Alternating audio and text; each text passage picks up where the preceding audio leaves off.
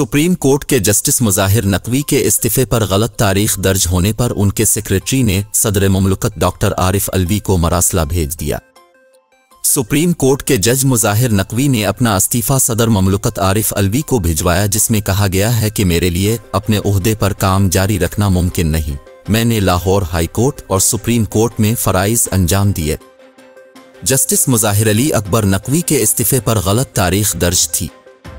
उनके इस्तीफे पर 2024 की जगह 10 जनवरी 2023 लिखा था। ताहम अब इस मामले पर जस्टिस मुज़ाहिर अली अकबर नकवी के सेक्रेटरी ने सदर ममलकत को मरासला भेजा है। मरासले में कहा गया है कि जस्टिस मुज़ाहिर अली अकबर नकवी के इस्तीफे पर गलती से तारीख में 2023 लिखा गया। इस्तीफे पर गैर दानिस्ता तौर पर 2024 के बजाय 2023 लिखा गया। मरासले के मतन के मुताबिक तारीख 2024 तस्वुर करते हुए इस्तीफा मंजूर किया जाए। वाज़ेह रहे कि गुज़िश्ता रोज़ सुप्रीम कोर्ट ने जस्टिस मुज़ाहिर नकवी की सुप्रीम जुडिशल काउंसिल की कार्रवाई रोकने की इस्तदा मुस्तरद कर दी थी।